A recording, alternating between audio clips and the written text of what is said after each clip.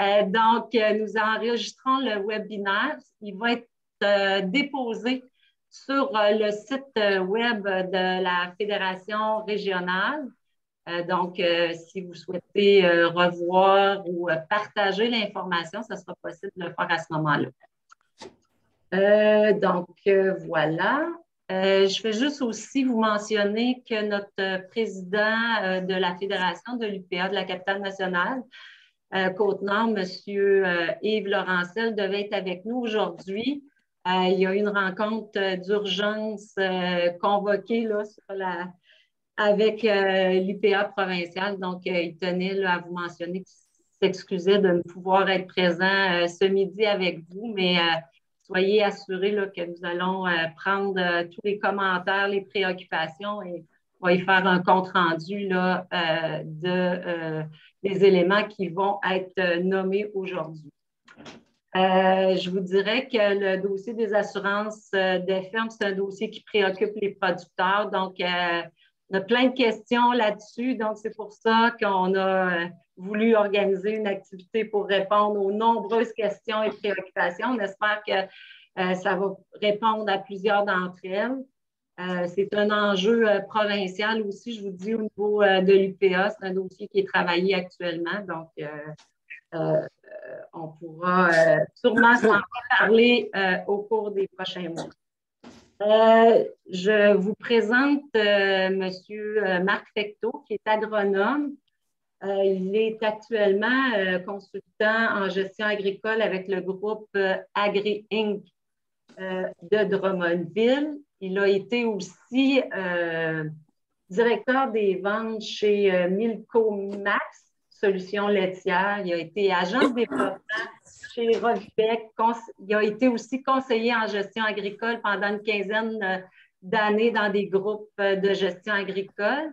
Donc, c'est durant ces années-là que M. Fecteau a eu de nombreuses questions de la part des producteurs sur les assurances récoltes. Donc, il a développé au fil du temps une expertise en assurance et il a donné différentes formations à ce niveau-là. Et récemment, il y a des producteurs agricoles du centre du Québec qui ont eu la chance d'avoir la conférence de M. Fecteau là, sur les assurances de ferme. Donc, on lui a demandé de nous partager cette conférence-là pour répondre à vos nombreuses questions. Donc, je laisse Fecteau faire sa présentation. Donc, je vous invite à fermer vos micros, s'il vous plaît, et on prendra les questions à la fin. OK. Un gros merci, Mme Nicole. Est-ce que tout le monde m'entend bien? Oui. Est-ce que ça fonctionne bien? Oui. Oui, la majorité. Parfait. Bien, je vais commencer un petit peu juste en me présentant, Nicole. Tu m'as bien présenté. Je ne pensais pas que tu allais en mettre tant que ça. Là. Moi, là, surtout, là, moi, mon expertise, c'est ça que je l'ai acquise au niveau dans ma première vie en tant que conseiller en gestion. C'est là que je l'avais acquise. Puis, j'ai présenté plusieurs. Mais on va partir le tout. On va essayer de voir. Je me suis aussi de versus. Vous allez remarquer que je suis un petit peu placoteux. Fait que je me suis avec mon chronomètre pour essayer de me respecter un petit peu là-dessus. Donc, ce que je vais faire, je vais partager mon écran. Un instant, pardon. On va faire ça de même, comme on m'a montré ce matin. Là, ça devrait aller. Probablement que les gens le voient présentement. Et si on part de même, est-ce que ça va pour tous? Oui, ça doit être ça, là. Ça fonctionne? Oups. Madame Nicole, je ne t'entends pas, tu avais coupé ton son. Mais c'est parfait. Il n'y a pas de problème. Bon, on va y aller tout doucement avec ça pour nous présenter un peu c'est quoi les assurances générales de ferme. En réalité, l'important de fonctionner, puis c'est vraiment important, c'est des dossiers, comment je dirais, bien souvent, les gens passent trop vite à ce niveau-là, puis c'est pas facile à faire une suivi. Allons-y à ce niveau-là. OK. Bien le bonjour à tout le monde. Comme Nicole l'a dit, peut-être que je vais prendre les questions plus à la fin parce que ça se déroule bien. On a un bon déroulement à faire, fait qu'on va prendre les questions plus à la fin. Bon, comme on a dit il y a une minute, j'ai pris mon expertise au niveau quand j'ai été conseiller de 90 à 2005. En 91, j'avais eu un sinistre à régler avec un de mes producteurs dans le temps. Puis je m'étais fait aider au début, puis j'ai développé une certaine expertise là. Puis après ça, j'ai monté une présentation qui ressemble énormément à elle, que j'ai donnée peut-être à grandeur du Québec plusieurs fois, à plusieurs reprises. OK? Puis là, je l'ai faite là, comme ça. Puis depuis janvier 2021, je suis revenu sur le service conseil. Donc, c'est un peu là à ce niveau-là. Qui m'avait aidé dans le temps quand elle avait monté, c'était André Grenier. Peut-être que plusieurs le connaissent. Dans la région, c'est un gars de Plessisville qui est un agronome conseiller qui avait développé une expertise à ce niveau-là. Puis Denis Larouche aussi, agronome là, du groupe conseil Saguenay-Lac-Saint-Jean, a aussi retravaillé de la présentation pendant les 15 années que je l'ai laissé. Il avait mis aussi sa touche là-dessus, fait qu'on s'est passé un petit peu la balle côté dossier, fait qu'on va y aller également là-dessus. On commence là-dessus. Les assurances, c'est sûr que c'est un incontournable. On n'a pas le choix, OK? C'est comme les impôts. C'est simple, il faut que tout le monde... en tout cas, quand tu veux un prêt, tu veux avoir une assurance, tu n'as comme pas le choix. Il faut que tu partes, puis c'est un peu comme les impôts, fait que c'est un incontournable. Mais le but de ma conférence aujourd'hui, c'est simplement de vous donner les grands principes. OK? Je parle de grands principes, c'est que les principes de base. C'est sûr que la formation qu'on avait donnée, OK, vous voyez le plan de cours un peu, là. Le plan de cours, le plan de présentation aujourd'hui, c'est les parties qui sont en noir. OK, que vous pouvez voir un peu là. C'est sûr qu'ils sont bien différentes, là. C'est un cours qui avait été monté sur 3 jours. OK? Donc, il y en avait du stock. On va donner le but, la devise. Je vais dire, essayer de donner un petit mot sur tout ça. La relocalisation, les emprunts, mais il y a plein de choses. Ce qui n'est pas en noir, là, je vais l'escamoter ou peut-être en parler un petit peu, mais il y a beaucoup d'items à traiter à ce niveau-là.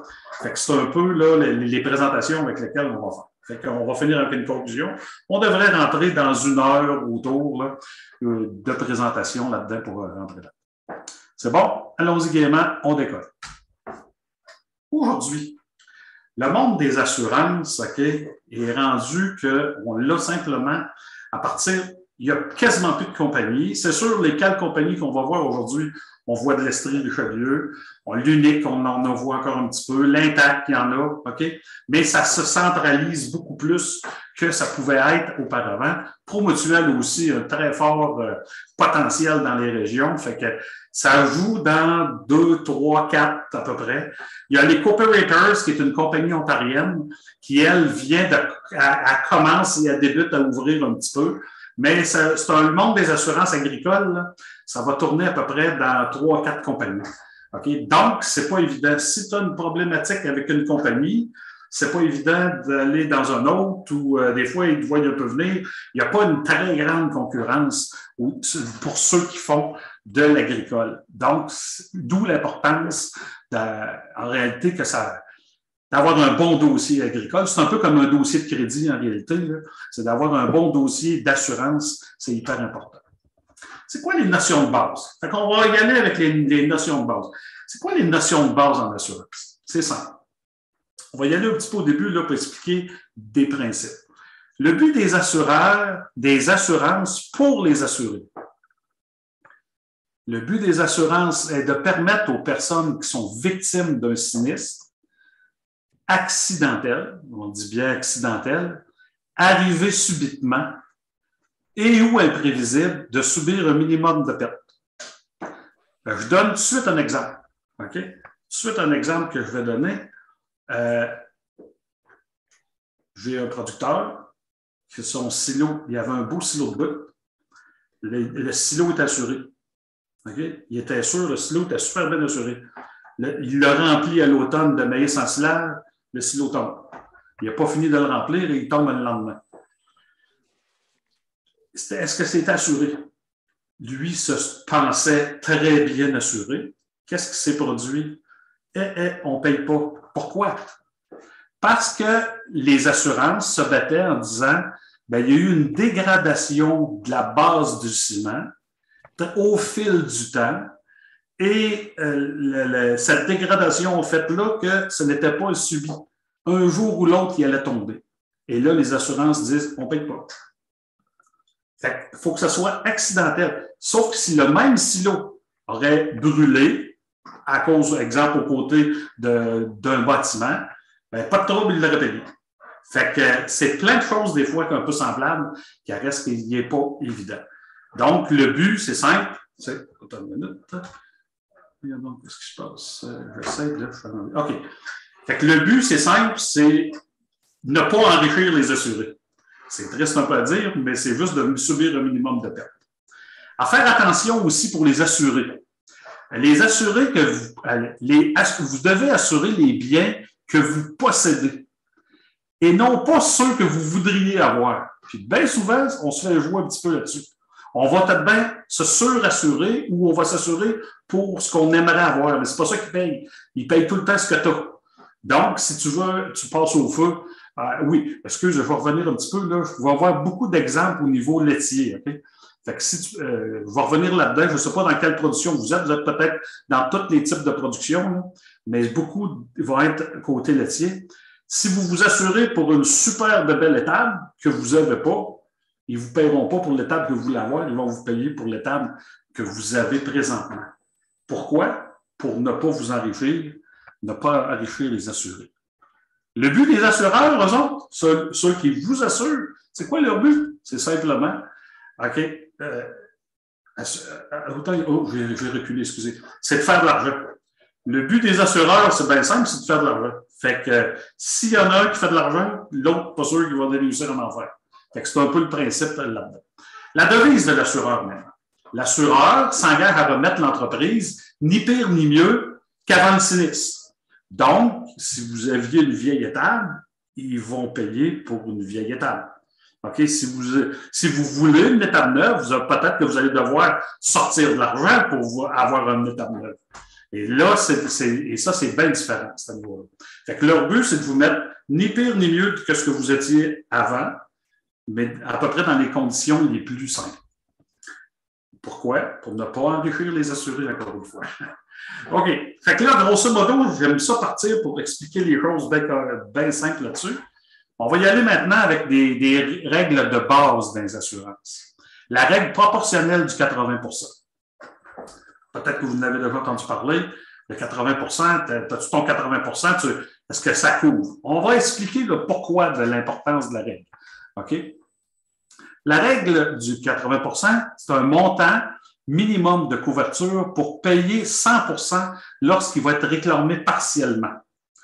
OK? Fait qu'on va l'expliquer. À défaut, OK, de l'atteindre, vous allez être considéré comme co-assureur. OK? Donc, il ne vous paiera pas tout au complet. Ça s'applique sur quoi? Ça s'applique partout. Autant dans les valeurs à neuf que dans les valeurs marchandes ou valeurs dépréciées. OK? Fait que la couverture du 80 %, c'est une règle de base qu'il va y avoir partout dans les assurances. C'est hyper important. On va donner un exemple. Je vais vous faire un exemple pour que vous allez comprendre en réalité, là, c'est quoi l'ajustement là-dessus. Vous avez une vacherie de 165 par 66, puis, mettons, de 26 par 25. Tout ça, on s'entend pour cette vacherie-là que la valeur à neuf est de 600 000. OK, on s'entend là. On pourrait dire qu'on peut bien en discuter, mais là, c'est 600 000. Le montant que vous avez d'assurance, qui est écrit sur votre contrat, c'est 400 000. OK? Fait que là, il arrive un sinistre. On a une laiterie, mettons la laiterie plus une partie de l'étable. OK? Ça fait une perte partielle. On s'entend qu'il y a une perte partielle sur le sinistre. On estime que la perte est de 300 000. On ne joue pas ces montants, mais on dit que la perte est 300 000. Combien vous allez avoir? Combien l'assuré va obtenir? OK? Va-t-il avoir 300 000? Peut-être qu'il va avoir 300 000. Il est assuré à 400. OK? Mais est-ce qu'il respectait? Et c'est là qu'il faut comprendre. Va-t-il avoir 250? Va-t-il avoir 200 000 ou il va avoir rien? C'est là qu'il y a le rôle de l'expert en sinistre. Fait que là, il a passé au feu, il arrive un expert en sinistre, il évalue, il confirme. OK? Puis, avec la perte, avec des mêmes matériaux, qui recalcule son affaire, et il confirme, oui, c'est bel et bien 600 000. Fait que vous aviez pensé que c'était 600. On est chanceux dans notre cas. L'expert, il dit c'est à 600 000 la valeur à neuf.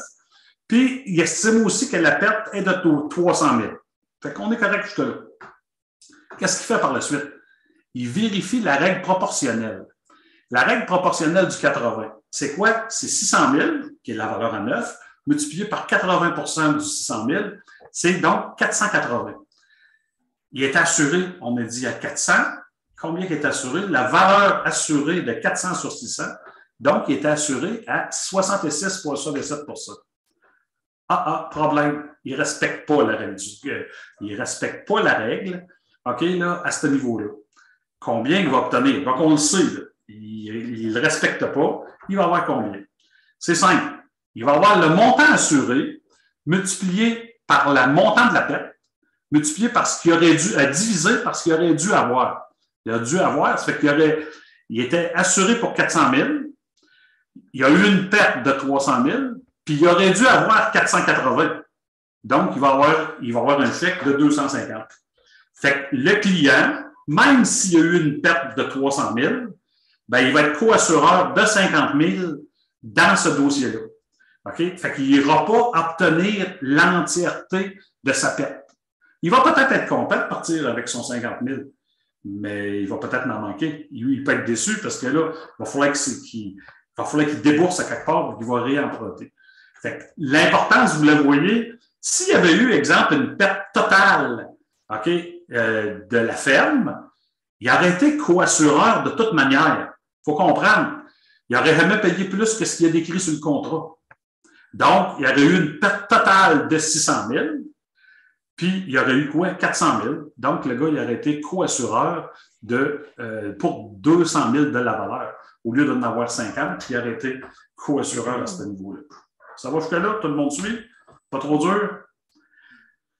La règle proportionnelle est facile en plus de ça. Ça s'applique partout. Autant dans les valeurs à neuf que dans les valeurs dépréciées ou valeurs marchandes. Je dis valeurs dépréciées, là, mais ça peut être valeur marchande, ça peut être valeur au jour du sinistre. Ça s'applique partout dans la même chose à ce niveau-là. Donc, la valeur à neuf, puis c'est simple, la règle proportionnelle, on n'arrêtera pas d'en parler là, tout le temps de la présentation. Donc, maintenant, qu'est-ce qu'on assure? Là, on change de catégorie. On s'assure-tu à valeur à neuf ou on s'assure à valeur dépréciée? C'est qu'est-ce qui est le mieux là-dedans? Valeur dépréciée, je dirais encore valeur marchande, valeur au jour du sinistre. Ça va dépendre du bien qu'on a. La valeur à neuf. OK. Souvent appelée la valeur au coût de reconstruction ou à valeur au coût de remplacement. Vous allez des fois, c'est tout un peu le même. Ça veut tout dire un peu la même chose là-dedans. C'est avec des matériaux neufs de même qualité pour reconstruire ce que vous aviez. Il y a 3 conditions à respecter pour l'avoir. La première, c'est quoi? C'est simple, là. Ça paraît être bien simple, là. Sauf que c'est d'être accepté par l'assureur. Puis ça, bien souvent, vous ne le savez pas. C'est-tu écrit sur ta police si tu as valeur à neuf ou non, sur ton bien?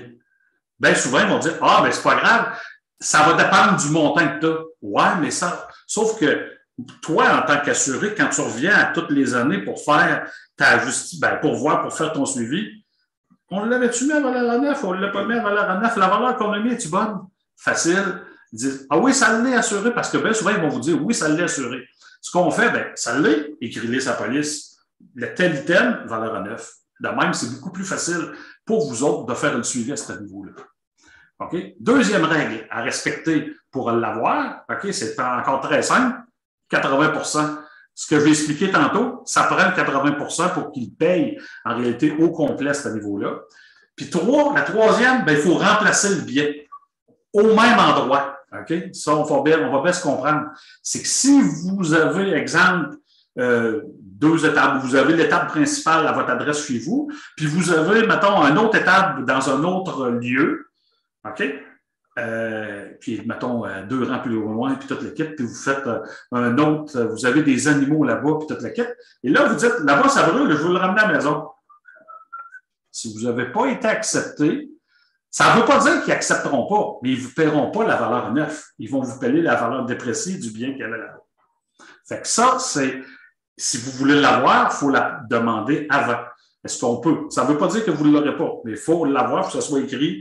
La valeur en neuf va être payée s'il y a relocalisation à telle adresse. OK? Là, si vous l'acceptez, il n'y a pas de trouble. Sinon, ça, il peut y avoir un certain problème là-dessus. Fait que s'il y a une de ces 3 conditions-là qui n'est pas respectée, ils payent à valeur dépréciée. Fait que, qu'est-ce qu'on assure à valeur neuf? Les bâtisses, en réalité, ce qu'on assure à valeur neuf, c'est qu'on assure toutes les choses que l'on veut refaire. Tout ce qu'on veut reconstruire, rebâtir, on va l'assurer à valeur neuf, OK? Comme il était et où il était. On peut vouloir rebâtir le bâtiment du deuxième rang, comme je disais tantôt, mais pas là-bas. Ça veut dire que ça ne marche pas. OK? Il faut le rebâtir à la maison. Fait les habitations, les biens de maison, les bâtiments de ferme, OK? C'est tous des équipements qui, bien souvent, vont être utiles pour continuer la production. Donc, on accepte ça. Les équipements de bâtiment, une autre chose qui est hyper important, les outils, il y en a trop là-dedans. Les outils, c'est drôle, ça, c'est que les outils, c'est par destination, ils sont dans l'étable, par exemple, ou dans un garage. Ça pourrait être dans un garage. Essayez de trouver des outils à valeur dépréciée. Okay? Mais vous allez acheter des outils si ça brûle. Vous allez tout aller acheter à valeur à neuf. Ça fait que mettez à valeur à neuf les outils. Ce n'est pas toutes les compagnies qui vont l'avoir ou ils vont dire ça fait partie de votre contenu de bâtiment. En tout cas, ça ne sera pas toujours évident à ce niveau-là.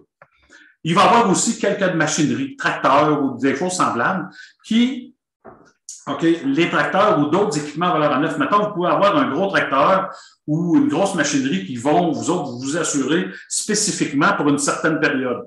Habituellement, on va avoir 2-3 ans que vous pourriez payer un supplément pour obtenir une valeur à neuf sur cette machinerie-là. Bon, comme j'ai dit, c'est peut-être ça. Selon moi, vous payez un bon prix pour le remettre à valeur à neuf, mais ça ne veut pas dire de ne pas le mettre. Il n'y a pas de spécifique à dire oui, mettez-le ou mettez-le pas, mais c'est un montant qui est pas toujours évident pour ce qu'on paye pour une machinerie neuve. Bien souvent, le marché de l'usager est capable de résoudre ça. Il faut faire attention. Il y a une chose aussi, c'est qu'il y a eu beaucoup d'inflation ces derniers temps au niveau des machineries, puis il n'y a plus beaucoup de tracteurs. Des fois, peut-être la valeur à neuf, le gars, il est content de l'avoir s'il perd, parce que pour considérer l'inflation, mais quand même, il y a encore un bon montant. Valeur dépréciée.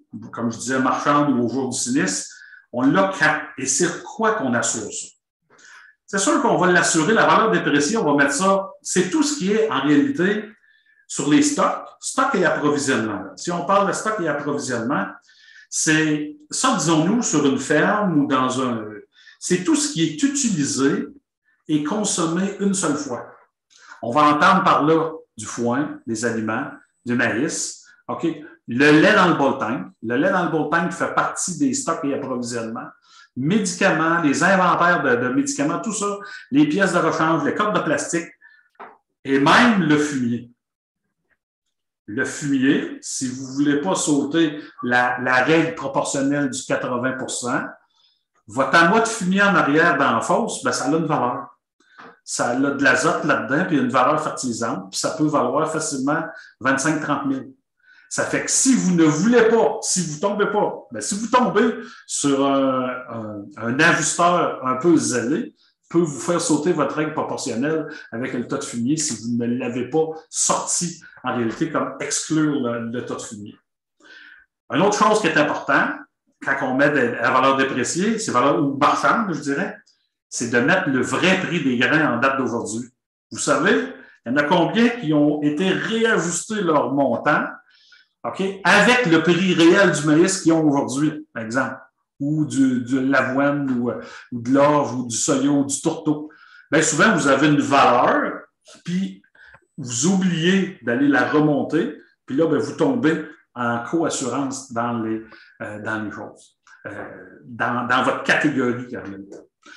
C'est quoi les autres équipements qu'on va mettre? On va mettre la machinerie, la motorisée, non motorisée, les bâtiments non reconstruits, OK, ou à relocaliser. Bien souvent, quand vous n'êtes pas capable de le mettre à valeur à neuf, vous le mettez à valeur dépréciée. Puis on va en dire encore un petit bout tantôt. Les animaux, la même chose. Les équipements non remplacés, en réalité, qu'on peut assurer à valeur non dépréciée. Comment faire pour trouver la valeur dépréciée des machines? Soit c'est de se renseigner sur des sites agricoles. Il y a plusieurs sites agricoles de vente. OK, là. Mais c'est de trouver la valeur la plus juste pour mettre sur votre compte. La valeur dépréciée, OK, quand on ne veut pas rebâtir un bâtiment, ou on veut le relocaliser parce que ça ne peut pas fonctionner selon son affectation. Il peut aussi être, alors regardez, vous avez, exemple, une vieille étable qui se sert de chef de machinerie, mais elle est encore construite comme une vieille étable. Par exemple, une étable à compte français. Une étable à compte français, si tu le regardes comment elle vaut pas mal plus cher, mais peut-être qu'aujourd'hui, il y a des techniques moins dispendieuses, en réalité, qui pourraient faire une chaîne de machinerie pareille comme il y a là pour couvrir le besoin que tu avais à ce niveau. Fait ce qui arrive là-dedans dans des bâtiments à valeur dépréciée, c'est que là, on embarque dans une zone grise. La minute qu'on dit, bon, ben là, je le mets à valeur dépréciée, là, on tombe dans une belle zone grise. Pourquoi? C'est que, admettons, et là, c'est juste selon le bon jugement. Éric Côté, là, expert en sinistre dans le coin du Saguenay, avait fourni une charte en réalité de dépréciation. Okay? Mettons un bâtiment de 20 ans d'âge, okay? On calcule la valeur en œuvre du bâtiment comme il est structuré. 20 ans d'âge avec un entretien moyen, okay? Va obtenir, grosso modo, 28 de dépréciation. Donc, exemple, le bâtiment, il faudrait le calculer, là, il vaut, mettons, il vaut pas 1 million parce que ça va être une bâtisse. Mettons, c'est une bâtisse à 100 000 de valeur à neuf, moins 28 ça veut dire 72 000. Ça veut dire la valeur dépréciée qui aurait une vingtaine d'années. Bon, on pourrait parler à peu près de 72 000, grosso modo, là, de valeur dépréciée qui pourrait payer le chose. Mais là, c'est de la négociation. Allez me dire, c'est quoi entre bon, moyen ou passable? OK? Ça fait que là, on se met à négocier, puis c'est là que le montant est jamais évident. Fait que bien souvent, quand on veut reconstruire ou relocaliser un montant, on se met un montant, qu'on sait qu'il est à valeur dépréciée, on se croise les doigts que s'il y a un sinistre qui brûle au complet, on prend ce montant-là, on part avec, puis on va reconstruire ailleurs là-dessus. Un autre principe, OK? Je ne sais pas si ça va pour tout le monde. Je ne vous vois pas tout le visage, là, mais disons, je continue là-dessus en espérant que ça va bien pour vous autres. Les assurances, est-ce qu'on assure global ou spécifique? Je veux se dire par là, est-ce qu'on regroupe des assurances? Est-ce qu'on regroupe, mettons, toute la machinerie ensemble, tous les tracteurs ensemble? Est-ce qu'on met la machinerie non motorisée plus les tracteurs tous ensemble? Est-ce qu'on regroupe toute l'étable, ce qui veut dire étable, animaux, équipement de bâtiment, contenu de bâtiment, silos, foin? Est-ce qu'on met tout ça dans le même montant? Ou on y va spécifiquement? Les silos, tel montant. Les animaux, tel montant. Et on les met un par rapport à l'autre. Les machineries même, on peut spécifier toutes les machineries, une en dessous de l'autre, okay, avec un montant pour chacun. Comment on assure ça? C'est simple, c'est global, global, global, global. Tant qu'on est capable de globaliser des montants dans des catégories, on globalise. Il y a un problème à la globalisation quand on globale trop, c'est qu'il faut se souvenir de ce qu'on a mis comme montant. Donc là, c'est à vous, votre responsabilité, à vous de bien suivre le montant. Pourquoi que c'est plus avantageux de globaliser? Je vous explique ici. Excusez. C'est plus avantageux de regrouper. Pourquoi? C'est moins risqué d'avoir des mauvaises surprises. J'entends par là.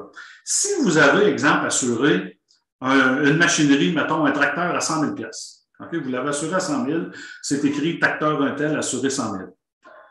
Vous le laissez aller de même, vous en allez comme ça d'année en année, puis le tracteur va toujours rester là. Le problème, c'est que bien souvent, le marché de ce type de tracteur-là peut avoir augmenté. Puis aujourd'hui, ce tracteur-là est rendu peut-être à 125 000 pour avoir l'équivalent du tracteur que vous avez. Mais vous l'assuriez juste à 125. Fait que là, eux autres vont arriver, ils vont dire, ben là, écoute, tu es assuré à 100 000, il vaut 125, on te le remplace, on te paye 100 000. Fini.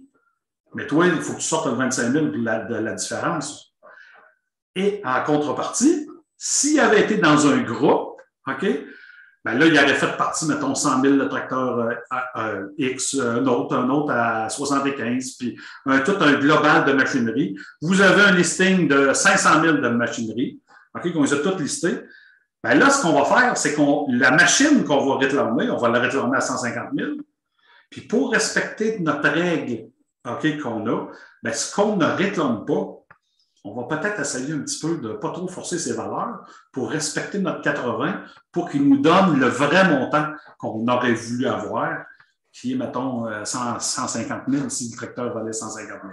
Fait que ça nous donne de la latitude, quand on travaille de même, à aller chercher les bons montants pour jouer. Sauf qu'il faut quand même respecter le 80. On ne peut pas ne pas le respecter, mais il faut respecter notre 80 % là-dedans.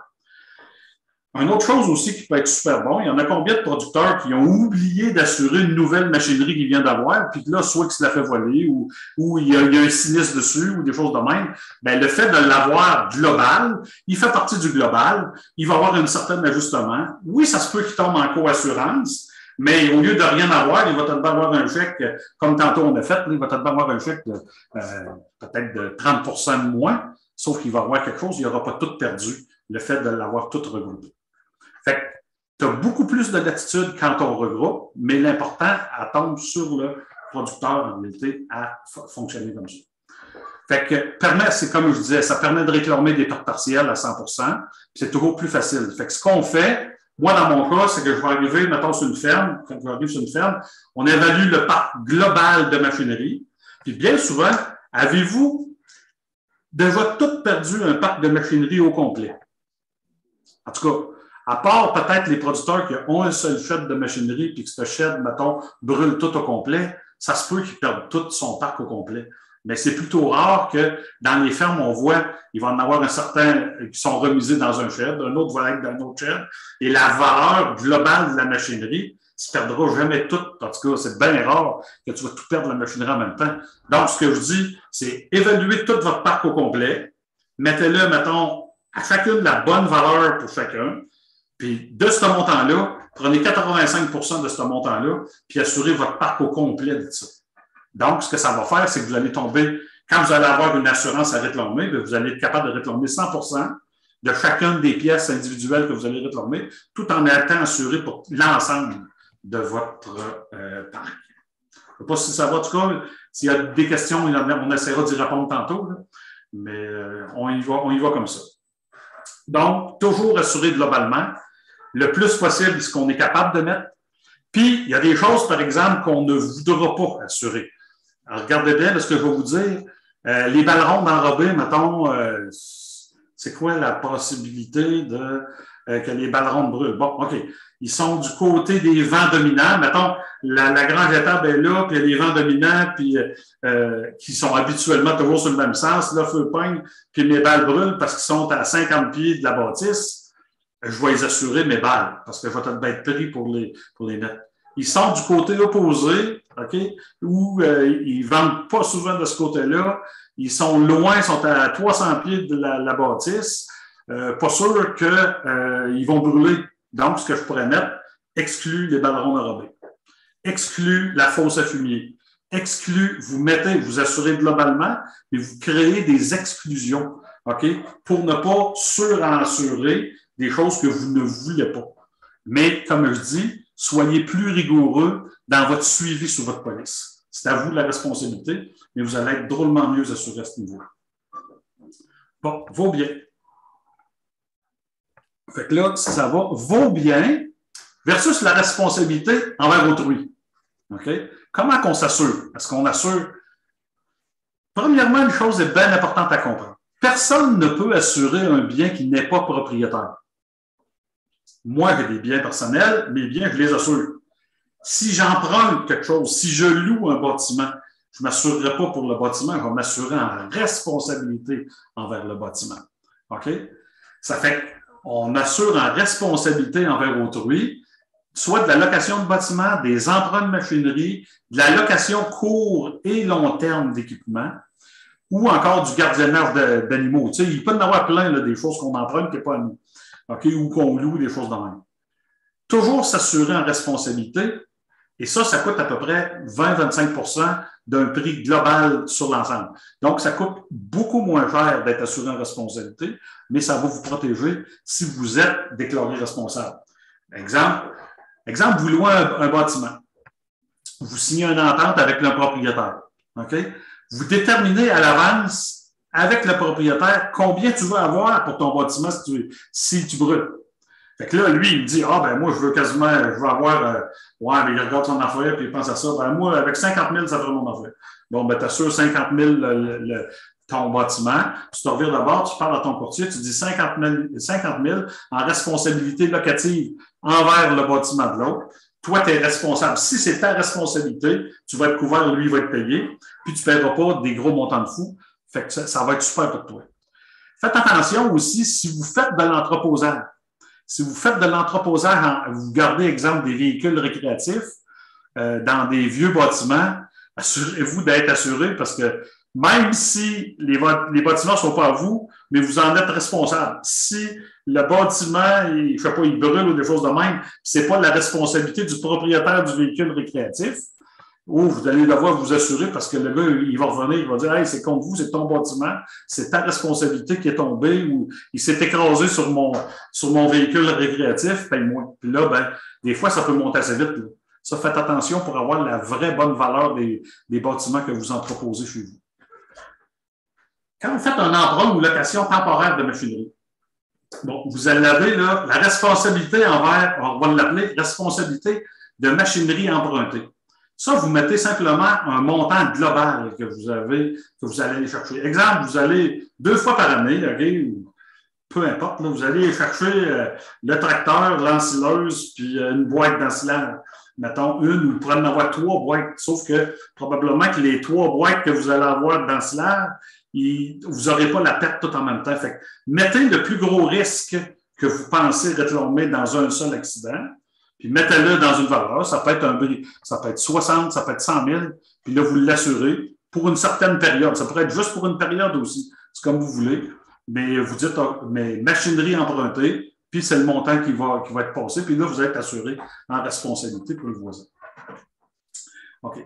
Une location à court ou long terme de machinerie avec un contrat. OK, vous allez chez le concessionnaire, vous achetez un tracteur en location.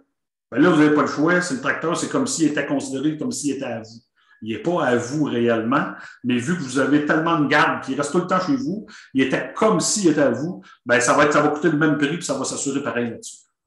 Si vous empruntez à l'opposé, vous avez un concessionnaire de machinerie qui vous dit essaye cette nouvelle presse-là, amène-la chez vous, puis lui, il fait de la promotion en te la prêtant, OK, pour réussir à faire, mettons, là, je sais pas, à faire tes foins. Parce que lui, le vendeur, il a dans l'idée de vouloir t'en vendre une. Alors là, c'est pas vous qui êtes à vous assurer. C'est pas à vous à vous assurer, c'est au concessionnaire qui, lui, se doit d'être assuré. Mais c'est pour ça, il faut un petit peu faire attention un petit peu là-dedans parce que lui, c'est de la promotion qu'il fait, puis il doit s'assurer pour de la promotion qu'il va essayer de prêter à ce niveau-là. Fait que je ne sais pas si ça va, mais grosso modo, c'est ça. Gardiennage d'animaux, c'est un peu le même principe.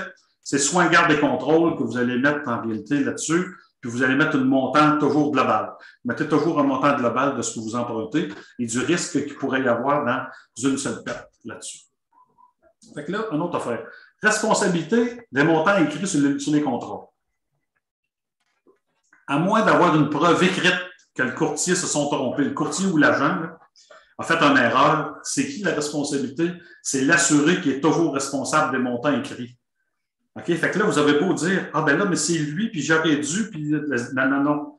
C'est ta responsabilité à toi d'écrire le montant qu'il y a sur la police.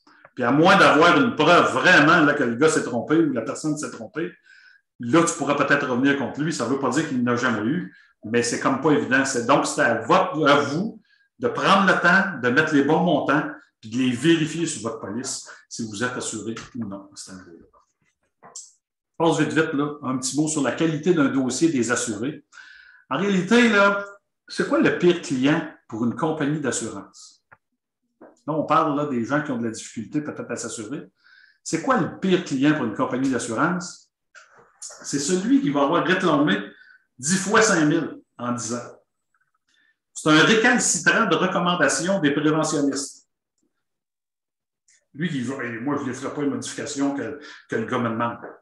Puis, quand je reviens, il ne se rendra pas à 10 fois 5 000. Je vais vous le dire, là, en 10 ans, là, le gars, il ne se rendra pas à 10 fois 5 000. Ils vont le flasher bien avant ou ils vont s'organiser. Hey, toi, là, tu vas venir que ça va coûter tellement cher là, que tu vas venir qu'ils ne veulent pas les avoir. Fait que réclame. Fait qu'une prime annuelle, OK, c'est bien important, là, eux autres, là. Et après ça, le gars va avoir une augmentation de ses primes. puis il va avoir de la difficulté à s'assurer comme ça n'a pas de bon sens à ce niveau-là. Le meilleur client, au contraire, ou les clients qui vont tous vouloir avoir, c'est le gars qui va réclamer une fois 2 millions, OK, puis il suit les recommandations et les exigences du préventionniste. C'est sûr que, en tout cas, on va en rejaser. Le préventionniste, en réalité, on peut pas le dire, c'est qu'il va arriver chez vous, puis il va dire, OK, il y a telle chose à faire, telle chose à changer, telle chose à changer, telle chose à changer. Là, vous autres, bien souvent, vous la trouvez pas drôle, là, puis c'est pas comique d'aller changer ça. Là. Mais ce qu'on va faire, essayer de prendre des ententes. Ça se peut qu'il y en ait des préventionnistes qui vont vous dire c'est ça, ne sont pas négociables, telle date, tu as tant de jours pour le faire, OK, puis ça ne marchera plus. Sinon, puis j'en ai déjà entendu dire, le gars est venu, il a fait la liste, toute l'équipe, tu avais tant de jours, puis au bout de tant de jours, si ce n'est pas fait, c'est flou, fini. OK, puis c'était un peu une méthode que la compagnie prenait pour nettoyer leur dossier d'assuré. Ils sortent des gens un peu semblables à ça. Ça, j'en ai déjà entendu parler. OK, fait que la qualité du dossier d'assurance, c'est de réussir, en réalité, à pas trop garder à l'esprit l'importance d'avoir un beau dossier, c'est d'assumer les petites pertes, réduire le nombre de réclamations, okay, conserver le dossier le plus intact possible. Puis en faisant ça, ben, si vous acceptez plus, ben, augmentez vos franchises. Parce que bien souvent, ce qu'on va discuter avec les gens, on dit montez vos franchises. Ben là, tu arrives, tu prends un contrat. Les gens, ils ont des franchises de 1 000 $ ou 2 500 $, puis ils assurent des biens de 500 000. Puis quand est-ce qu'ils vont réclamer? Ben non, ils ne réclament pas. Puis là, tu jases avec eux autres. Ben non, je ne peux pas réclamer, ça va monter, puis ils savent tout. Bon, ben monte ta franchise. Tu sais, montez les franchises, puis assumez ce que vous êtes capable de supporter en tant qu'entreprise. Les préventionnistes, c'est ça que je vous disais un petit mot tantôt là-dessus, les exigences et correctifs par les préventionnistes qui vont passer chez vous une fois de temps en temps. Ne les niaisez pas, c'est clair et net, parce qu'ils ont un gros bout du bâton, eux autres, là, surtout, ça, c'est vrai, c'est très important. Vous pouvez négocier un petit peu. Ben, si je te fais telle ou telle chose, ça me tuerait dessus, ça peut probablement donner un petit coup de pouce bien souvent. OK? Puis essayez d'avoir des délais au pire. Si tu exiges des choses bien précises pour tant de jours, tu dis, hey, as-tu moyen que tu me donnes 3 mois? Mais dans 3 mois, fais-le, par exemple. OK, il faut que tu l'aies fait. Avant de venir ton 3 mois, organise-toi pour rentrer dans les dates pour être sûr à ce moment-là. Fait que c'est ça un petit peu la chose, parce que la journée qu'ils vont vous dire, là, on ne t'assure plus, là, pas drôle la journée qu'ils vous diront ça. OK. C'est là que j'ai mis un petit mot, l'UPA de Longueuil, là, Maître Hott. Je sais que l'UPA à Longueuil, là, la fédération, il travaille un dossier à ce niveau-là pour aider les producteurs qui ont de la difficulté à s'assurer.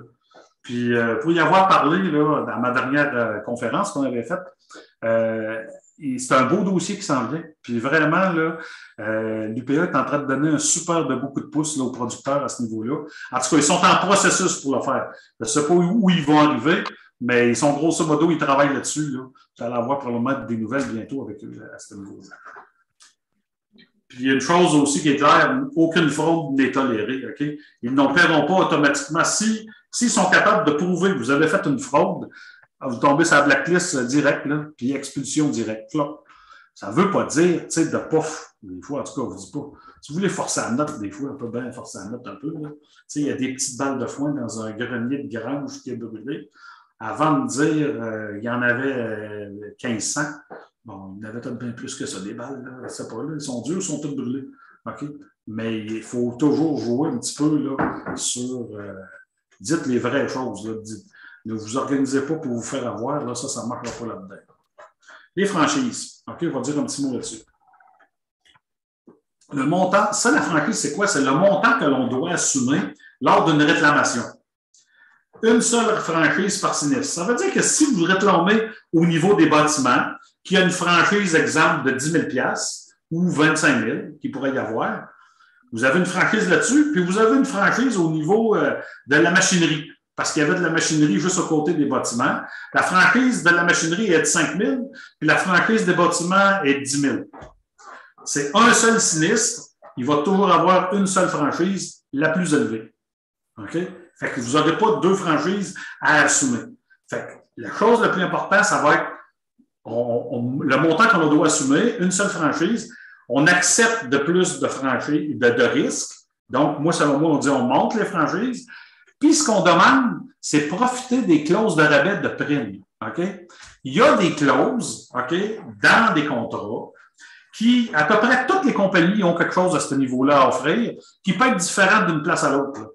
OK? Le sinistre peut être, exemple, si le sinistre est supérieur à 10 000, mettons, tu avais une franchise à 1 000. Je ne parle pas d'une franchise à 10 000, là, mais tu as une franchise, là, mettons, à 1 000 sur un item, là, même pas la maison, là, mettons, là, ou peu importe. Là. Ils disent, mettons, c'est au-dessus de 10 000, ben, tu ne payes pas de franchise. Ou au-dessus de 50 000, tu ne payes pas de franchise. Si, mettons, tu as un sinistre supérieur à ça. Encore 10 fois la franchise. Tu as, exemple, une franchise à 2005, puis tu aurais 25 000 de sinistre, ben, ça se peut qu'ils ne te chargeront pas la franchise si elle est 10 fois la franchise. Ça, il faut que vous vérifiez auprès de chacune des polices quel est leur item à eux autres qui va te faire sauter la franchise. Donc, le principe est simple. Je monte la franchise, je m'assure d'avoir la clause d'exonération de la franchise et on y va comme ça, puis j'assume les petites pertes. Donc, ça va vous permettre de baisser là-dedans. Le petit, quand on jasait de franchise avec les courtiers ou les agents, eux autres, en tout cas, là, on n'en parle pas aujourd'hui, mais ils sont payés bien souvent en commission, au pourcentage de ce que vous avez ou ce qu'ils vont vendre, en grande partie. Là. Je ne vous dis pas qu'ils sont tous de même. Là. Il y a des agents et des courtiers. Je n'embarque pas tous à ce niveau-là. Mais bien souvent, ils vont être à la cote, puis ils donnent des rabais. Mais, tu sais, mettons, vous avez une franchise à 2005, puis vous la passez, mettons, à 10 000. OK? Bien, qu'est-ce que vous allez chercher? Vous allez chercher peut-être un 10-15 peut-être de coût ou d'économie, ou 10 Mais 10 sur une valeur que vous assurez, je ne sais pas, vous assurez 1 million ou 2 millions. Savez-vous que c'est pas long là, que ça baisse, que tu enlèves un 2 000 puis un 3 000? Mais le gars, bien souvent, le courtier, on ne force pas trop là-dessus. Tout d'un coup, tu as des petites réclamations que tu aurais. Mais le problème là-dedans, c'est quand tu jases réellement que les gens disent ben non, on ne réclame pas. On ne réclame jamais. Ou, on a eu des sinistres, mais on ne réclame pas. Okay? On ne veut pas entacher notre dossier. Bon, ben, il faut ajuster de la manière comme on pense versus ce qu'on fait aussi. Relocalisation de bâtiments. Oups, je viens de voir, le temps roule un peu. Là. La relocalisation de bâtiments, j'en ai déjà jasé un petit peu. Vous savez un peu qu'est-ce qu'il y en est. OK, c'est qu'il faut que ça soit écrit sur le contrat si on veut le ramener. Puis, si vous voulez avoir la valeur à neuf, davantage là-dessus. Donc, il faut que ça soit mis. La seule façon de se relocaliser après un sinistre, c'est d'avoir écrit avant le sinistre sur le contrat que ça fonctionne. Ou sinon, ça va être la valeur dépréciée que vous allez obtenir. Faites attention aussi quand vous voulez relocaliser, un autre petit mot, c'est que il faut que l'assureur accepte que vous soyez relocalisé, mais aussi il y a des règlements au niveau des PLQ, là, des producteurs laitiers. Là, avant de trop déplacer des bâtisses que tu veux amener d'une place à l'autre, ce n'est pas toujours évident aussi. Là, il peut y avoir certains règlements. Je ne suis pas tout au fait, là, mais je sais qu'il y en avait là-dessus à ce niveau-là. Encore 3 autres catégories qui sont hyper importantes. OK?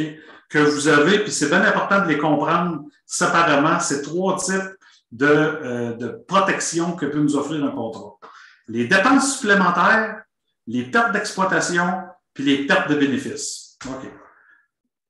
Si on va dans les dépenses supplémentaires, dépenses supplémentaires, c'est quoi ça?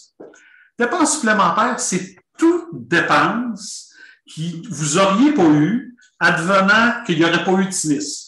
Donc, des systèmes d'installation temporaire dans des lieux, exemple pour terre, des locations de bâtiments.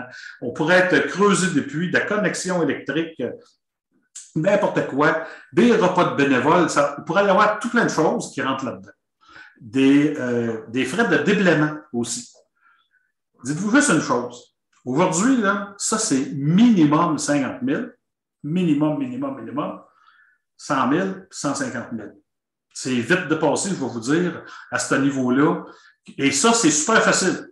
C'est sur présentation de facture. Paf, il paye. Fait que ça va super bien, il n'y a aucun problème. Il n'y a pas de preuve à y avoir. Exemple, l'embauche d'un consultant. Vous payez quelqu'un pour vous aider à faire monter une réclamation auprès d'eux autres, paf, la facture. OK, il n'y a pas de trouble, tu es capable de la mettre là-dedans. Fait que ça, c'est hyper important. Quand je dis minimum, là, c'est vraiment un minimum à y avoir à ce niveau-là. Fait que ça, on l'a fait toujours. C'est primordial d'adhérer. OK. Là, je me trompe, là. Perte d'exploitation. C'est une autre catégorie. Perte d'exploitation, ça, c'est les montants supplémentaires qui sont liés à une perte. Ça, c'est bien simple. C'est que, bien souvent, c'est qu'ils vont vous donner, généralement, que c'est bâti sur les bâtiments, animaux, équipements de fixe ou les produits de ferme. C'est un montant qui paye en plus du montant que tu as réclamé. Si vous êtes capable de l'avoir sur toute la police, ça serait la meilleure offre qu'il n'y a pas. Pourquoi? Parce qu'ils ne s'obstinent jamais. OK? Tu arrives, ils ont déterminé qu'on va te payer, mettons, 100 000 $ pour ton tracteur que tu as réclamé. Ils ne posent pas une question de plus puis ils te donnent 110. OK? Je ne te dis pas qu'ils vont peut-être bien discuter sur le 100 000 en premier, là, mais ce dernier bout-là, tu le mets. Et ça, c'est toujours des frais engendrés qui viennent par-dessus pour trouver quelque chose de différent, magasiner ça, faire monter le transport, exemple, d'un tracteur qui va venir avec, là, parce que tu as eu un problème là-dedans, tu rachètes un tracteur usagé qui vient d'un autre endroit, ben, tu as tes frais de déplacement pour venir avec. Tu sais, il y a plein de choses, ben, ça vient avec le montant. C'est un 10 ou 15 % dépendamment de la compagnie. Si vous êtes capable d'avoir 15, mettez 15, puis essayez d'en mettre sur le plus possible d'équipements qui pourraient l'obtenir à ce niveau-là. L'autre point, les pertes de revenus et de bénéfices. Ça, là, on va essayer de vous l'expliquer bien comme il faut.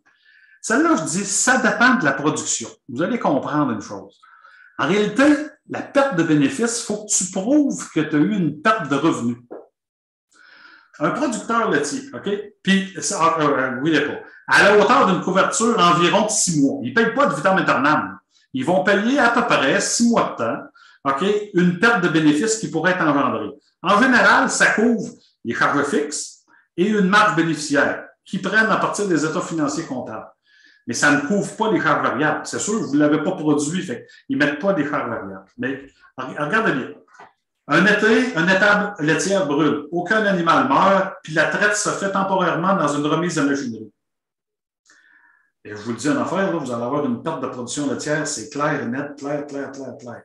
Sauf que la perte, là, il va y avoir une perte reliée à la production, des composantes, les stress animaux, l'alimentation va avoir changé, les intervalles valables.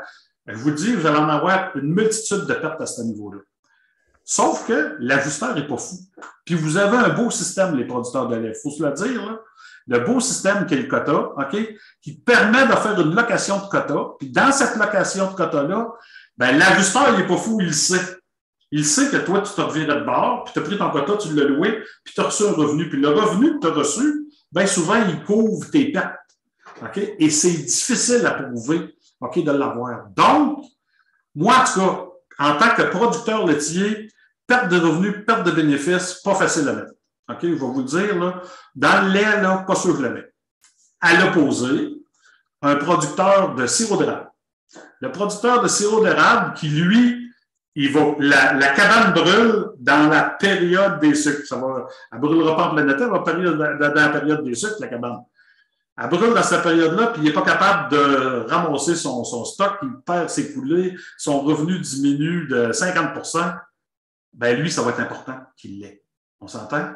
Un producteur de pommes de terre, je donne un autre exemple, un pomme de terre qui, lui, ramasse ses récoltes de patates à l'automne, il les entrepose, ils sont chez eux. Son but, c'est de les vendre en juin, 3 fois ou 4 fois le prix de la récolte à l'automne. OK? Son revenu va être très affecté. Si on prend la valeur au jour du sinistre, la valeur au jour du sinistre, mettons, c'est le 15 octobre qui est entreposé, les patates à l'automne, ils valent pas cher. OK? Mais lui, il aurait fallu qu'il assure pour la journée des patates qu'il y avait à l'automne. OK? Sauf que lui, dans son but, c'était pas de les vendre là, il les entreposait pour les vendre le printemps, mais ils sont quand même brûlés là. Fait qu'il faudrait y payer la journée d'aujourd'hui. Sauf que là, la perte de revenus va être intéressante pour lui pour qu'il aille chercher le supplément qui a manqué. Fait que la perte de revenus, c'est bon, mais ça va dépendre de la production, OK, dans quel type de production vous êtes là. Dommage à l'environnement, c'est clair et net. OK, on va vite un petit peu, là. Ça, c'est toujours causé sous impact ou accidentel. Vous avez beau avoir la clause dommage à l'environnement. Si c'est un écoulement de fosse, exemple, vous avez une fosse à fumier qui, elle, s'écoule parce qu'elle va contaminer le puits du voisin, vous ne serez jamais couvert pour ça. Vous allez être couvert quand vous allez avoir un tracteur avec une citerne, que vous en allez sur la route, un accident, c'est accidentel, ça vire, ça se déverse, puis ça s'en va contaminer le puits. Là, vous allez être couvert. OK? Mais vous ne le serez pas. En réalité, parce que ça prend toujours un impact accidentel pour que le dommage à l'environnement soit couvert. Quoi faire lors d'un sinistre? OK? Là, on commence. Bon, c'est simple, là, tu appelles les pompiers, là, tu comprends-tu, puis les gens, les pompiers s'en viennent, puis c'est eux autres, à cette heure, qui deviennent les maîtres d'œuvre. OK? Toi, tu restes là, puis tu regardes passer la parade, puis là, tu as les émotions, puis tu es tout viré à l'envers, puis là, mais tu perds tes droits. Tu ne peux plus dire faites ci, faites ça. C'est plus toi qui mène. C'est le pompier qui mène. OK? Les pompiers, le chef pompier qui mène. Puis là, après ça, là, l'assureur, OK, devient propriétaire des lieux sinistrés. Parce qu'avec le contrat que vous avez signé avec eux autres, tu ne peux plus toucher à rien. C'est plus à toi, c'était considéré comme à lui. Le contrat que tu as signé, c'est lui qui. Ça devient à lui, ça. Vous ne pouvez plus rien déplacer tant et aussi longtemps que l'ajusteur n'a pas décidé. C'est lui qui mène maintenant. OK, c'est lui. Ça va être l'ajusteur qui va le faire. Une autre affaire qui va vous arriver, les policiers, là, il faut que les policiers sachent si c'est criminel, oui, non. Ils te rentrent dans un auto ou je ne sais pas trop, ils vont te passer des interrogatoires. Ils vont te poser à toi la question, à ta blonde, à ta femme, aux enfants, à la belle-mère. Ils veulent savoir est-ce que c'est responsable, oui ou non. Et là, ils ont plein de questions que vous te poser. Ils peuvent même te sortir c'est qui tes créanciers, c'est quoi tes rapports d'impôt. On va appeler à ta banque, à la caisse. Eux autres, ils doivent savoir si oui ou non c'est criminel. Si, au bout de la course, ils arrivent et disent OK, c'est correct, c'est pas criminel, il n'y a plus de problème. OK, là, il passe, puis il n'y a pas de trouble, puis on continue. Mais l'ajusteur, il peut t'en poser. Là, après ça, fait que là, l'ajusteur arrive, il arrive chez vous, il regarde les sinistres. Puis là, faites attention. Lui, il arrive, là, l'ajusteur chez vous, puis là, il prend des photos. Clic, clic, clic, clic, clic, puis il pose des paquets de questions.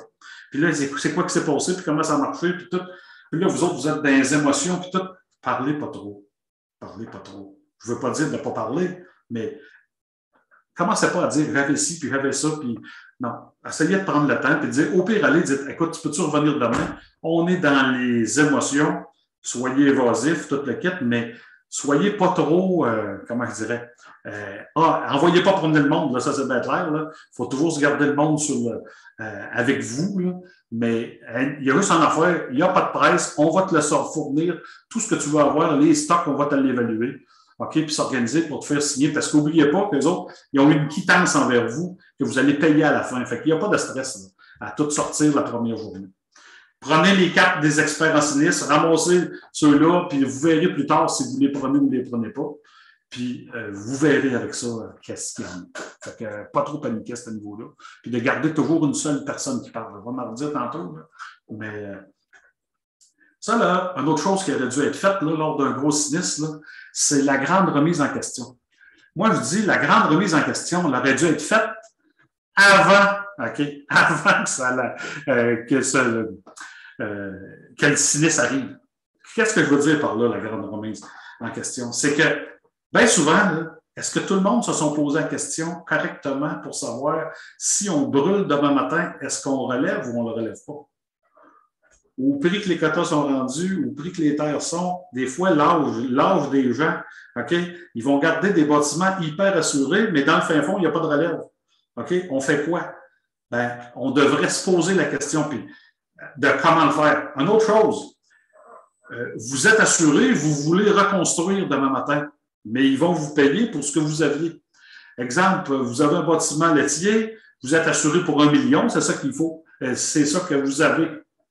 Mais pour se reconstruire comme vous voudriez vous reconstruire, ça coûte 2,5 millions. Le 1,5 million de plus que vous allez vous mettre sur le dos, là, allez-vous être capable de l'assumer? Allez-vous être bien avec ce 1,5 million-là de plus? OK? Allez-vous, ça, là, allez-vous avoir le goût de continuer? Moi, ça, je pense que ça devrait être fait dans tous les dossiers. Ça devrait être fait avant que les sinistres arrivent. Puis ça vous ferait prendre des grandes décisions pour mieux vous assurer, puis bien souvent que ça pourra peut-être vous coûter moins cher. Ça, c'est un point hyper important, la grande remise à question qui devrait être faite. Les conseillers en gestion, qu'est-ce qu'on peut faire? On peut vous aider bien souvent grandement. On n'est pas les personnes, les conseillers comme nous autres, on est là, on n'est pas le responsable, OK, au niveau de... C'est pas moi qui prendrai une décision, mais on est une personne de confiance avec vous. On ne peut pas négocier avec les ajusteurs, puis on ne peut pas accepter d'offres. Mais à part ça, pour vous aider à monter les dossiers et toute l'équipe, je pense que bien souvent, un conseiller va revenir pas mal moins cher des fois qu'un ajusteur. Puis si vous avez, non, qu'un expert en sinistre, puis si vous avez une ou deux questions posées, vous allez directement puis vous payez à forfait les experts en sinistre pour réussir à l'avoir. Bien, c'est encore à négocier. Les experts, on n'a pas osé. Là. Des fois, ça peut varier là, de 5 à quasiment 10% du montant. Là. Faites attention, c'est des gros montants qui peuvent partir assez vite à ce niveau-là. Fait que c'est un peu là, ce que nous avons. Bon, pour finir, mes 13 règles d'or, OK? Les 13 règles d'or, en réalité, c'est bien simple. Valeur à neuf, on la met où? Tout ce qu'on veut reconstruire, maison, bâtisse, équipement de maison, là, pareil, là, maison, bâtisse, équipement fixe, tout ce qu'on veut remplacer. Ne pas oublier les outils. Bien souvent que c'est bien, les gens les oublient et ils sont vraiment à valeur à neuf. Puis exclure ce que vous ne voulez pas. Exemple, la fosse à fumier est là, mais le risque qu'elle brise, ou que même si elle n'est pas loin de l'abattement, puis ça se peut que le bord brûle. Ça se peut, oui. Bon, ben, au pire, on réparera cette petite bord-là. Mais elle va-tu tout brûler? Peut-être pas. Fait que ça, c'est valeur à neuf sous ce que vous voulez remplacer. Écrire sur les contrats les valeurs à neuf. OK? Bien important. Assurer le plus possible globalement les choses. OK? Puis les produits de ferme, encore d'une manière globale. OK?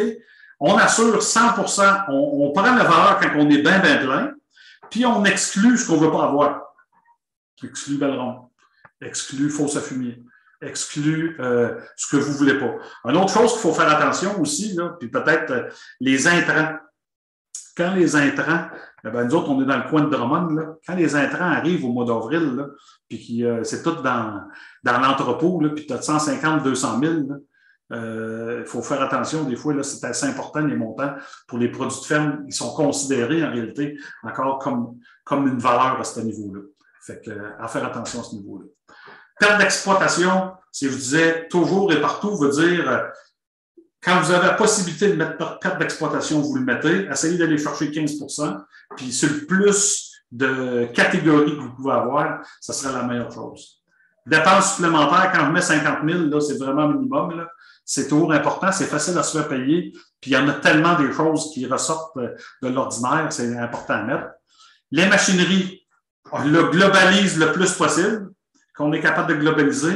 On évalue le parc au complet, mais c'est toujours aussi, quand je dis ça, le 85%, c'est sûr que si j'avais un producteur, que j'arrivais chez eux, puis qu'il y avait un seul chef de machinerie, puis qu'il est tout dedans, puis qu'il risque de tout perdre, je ne lui dirais pas de mettre 85%. Il faut lui dire, ben, mets ta valeur à 100%. OK? Mais en majorité du temps, c'est 85%. On exclut ce qu'on ne veut pas assurer. Je ne veux pas assurer telle chose, tu ne le mets pas. OK? Les petits outils, contenu de bâtiment toujours à valeur à neuf. Le camion de ferme, lui, il n'en est pas causé, lui, le camion de ferme.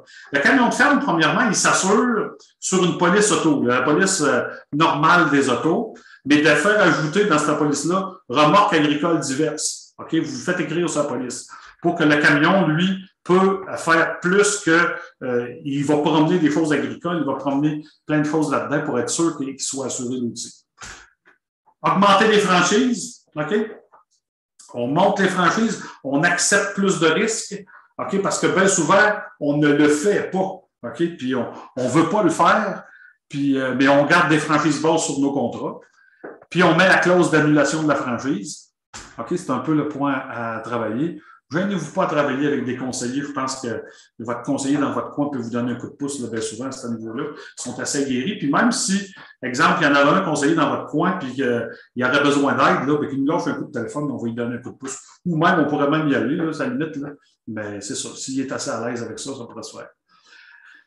Aviser immédiatement lors de changement. Okay? Si, mettons, vous achetez un nouvel équipement, une nouvelle machinerie, ajoutez-la sur votre contrat. Faites pas, bon, on va le voir, puis on va le finir. Puis bien souvent, ça finit que tu l'oublies. OK, là, tu finis par l'oublier.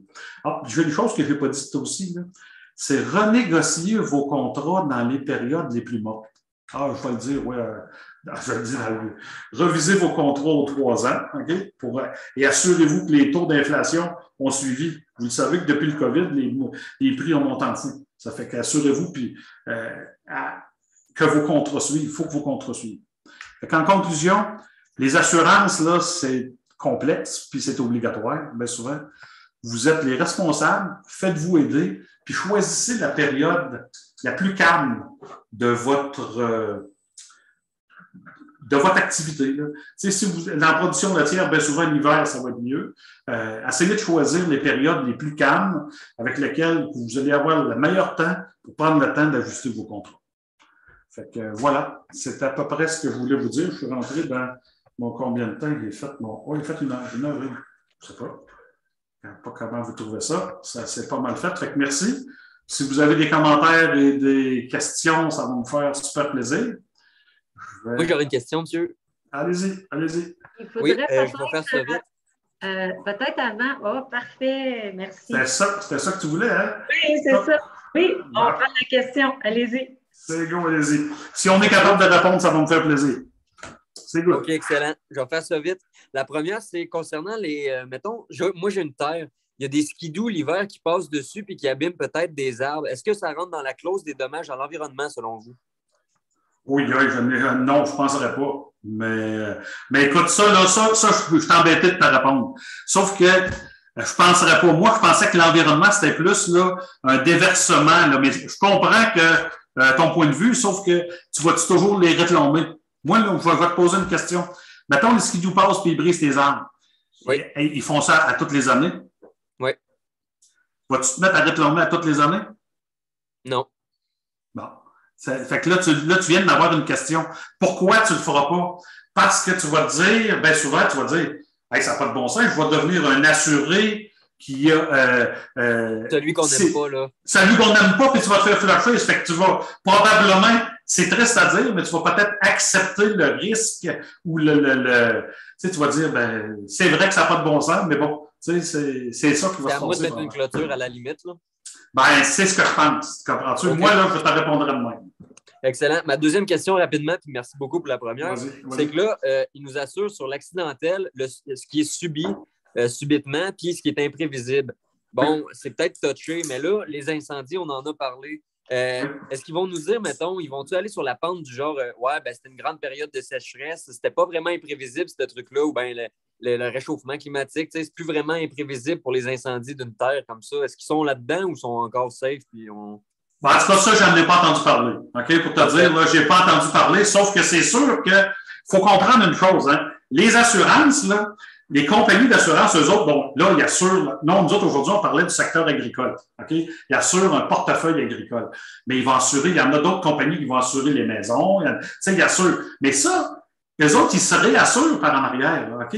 Chaque compagnie d'assurance, elle, pour couvrir leurs risques, ils vont supporter des risques. Puis c'est sûr que le réchauffement de la planète, là, puis tous les sinistres qui se passent, là, cache-toi-le pas, là, les assurances, ça va monter. Parce que quoi? Parce que c'est une grosse boule de financement, je te dirais, qui va puis qui s'ajuste à ce niveau-là. Fait que. Pour une période de sécheresse aussi, donc. Ben, je pense que ça va en faire partie, moi, là. Mais la sécheresse, tu sais, je pense pas que. En tout cas, je ne l'ai pas vu encore, mais ça se pourrait, là. Tu sais, là, comprends-tu? Mais c'est ça. Dis-toi juste que les assurances, selon moi, c'est pas parti pour baisser encore pour un petit bout. Tant que l'environnement joue dur un peu là-dedans avec nous. Excellent, merci. C'est bon, ça me fait plaisir. Monsieur Mario? Oui. Ouais. Ça se peut-tu que M. Mario, vous aviez quelque chose à nous demander ou quoi? Oui, je cherchais le petit bouton. Moi, j'ai une terre à bois, puis il y a plusieurs propriétaires qui passent chez nous. C'est un chemin, c'est ancestral, ça au-dessus d'une centaine d'années. Et puis, tout le monde passe chez nous pour aller sur leur terrain. Advenant que quelqu'un, il y a des 3 roues, il y a des 4 roues, il y a du monde qui passe par là pour aller un peu partout. Admettons qu'il y a un 3 roues, il y a un accident sur mon terrain. Ma responsabilité, elle serait où là-dedans? C'est une bonne question, Maudine. Ça, je vous dire, moi, écoute, c'est en responsabilité. C'est sûr que tu as de très fortes chances d'avoir une problématique. Moi, je pense que oui. Pourquoi? Parce que en tout cas, moi, ça, bonne ta question. Je ne suis pas en mesure d'y répondre. Okay? Je ne suis pas assez expert à ce niveau-là. Sauf que ce que je vais te dire, C'est que je présume que tu n'as peut-être pas mis de pancarte, tu aurais dû peut-être barrer. Il y a des pancartes pour responsables des accidents, puis j'ai même un pont que tout le monde passe sur mon pont, là, parce que, bon, mais c'est ça. Mais on ne peut pas se sauver de notre responsabilité aussi. Tu ne peux pas dire, ah, ben moi, je ne suis pas au courant, je me sauve de ma responsabilité, j'ai mis des pancartes, je me sauve. C'est pas de même que ça marche. Il y a des choses que tu peux, tu as beau aviser, tu as fait peut-être de ton mieux, mais je sais que tu ne peux pas te sauver de ta responsabilité. Mais je suis un petit peu embêté. Ça j'aurais bien aimé poser la question à Maître Hott, là, qu'on avait de l'UPA. Elle aurait probablement été meilleure que moi pour répondre à ce niveau-là. Okay. Et Mario, j'ai pris ta question en note. C'était la suggestion que j'avais. Je vais reprendre ça, puis on va poser la question à Maître Hott, puis on pourra partager l'information là, pour être sûr qu'on puisse donner des réponses peut-être un petit peu plus précises. S'il y en a, évidemment, là, parce que des fois, chaque cas est un cas d'espèce, là, mais effectivement, je l'ai pris en note. Là. Très bonne question, en tout cas. Ça, je peux te l'avouer. Merci. Merci beaucoup. Mario, est-ce que tu avais d'autres questions pour. Non, c'était la seule. Merci beaucoup d'y avoir répondu.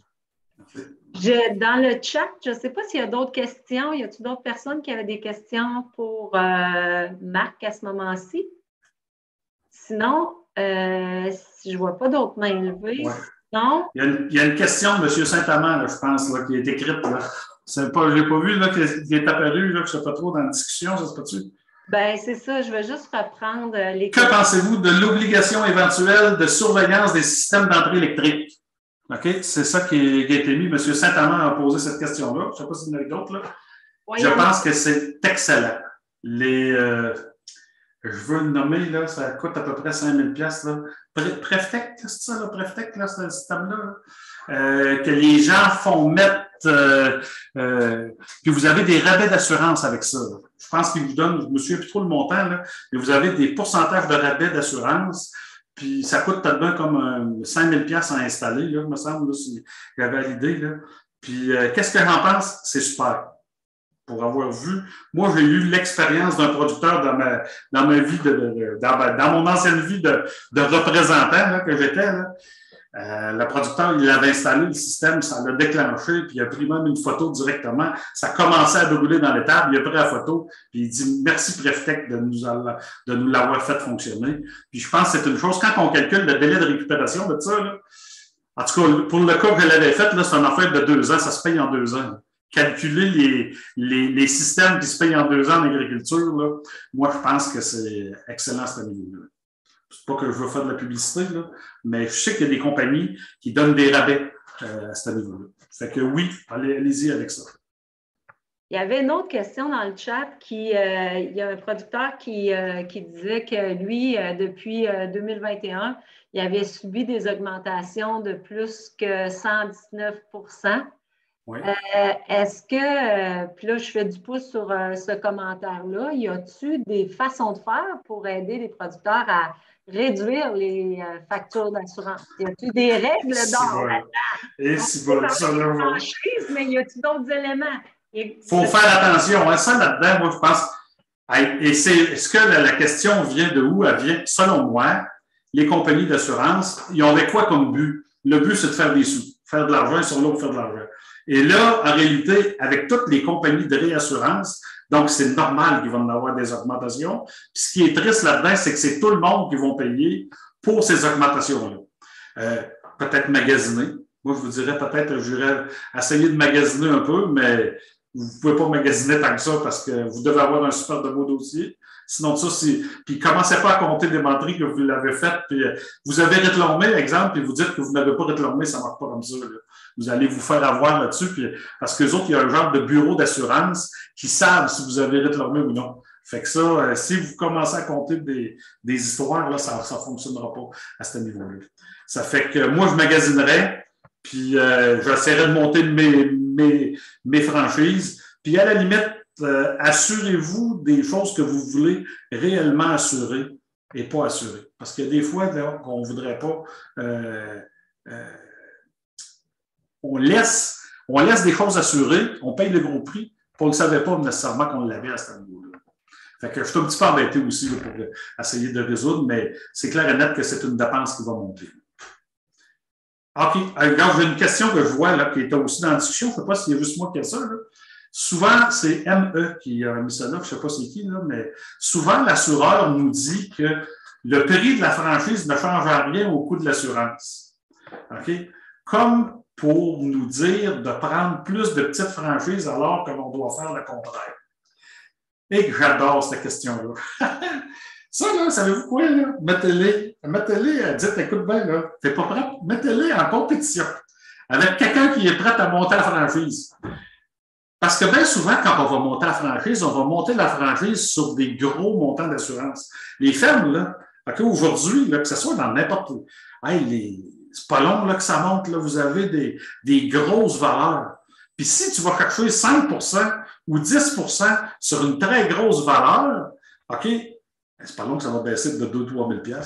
Moi, j'en ai vu un producteur l'autre fois à qui je l'ai fait. Là. Ça coûtait 30 000 quand on a commencé à faire le suivi de la police. Le gars, il m'appelle, il dit viens donc chez nous, t'inquiète, on va regarder le contrat. Je dis parfait, puis va.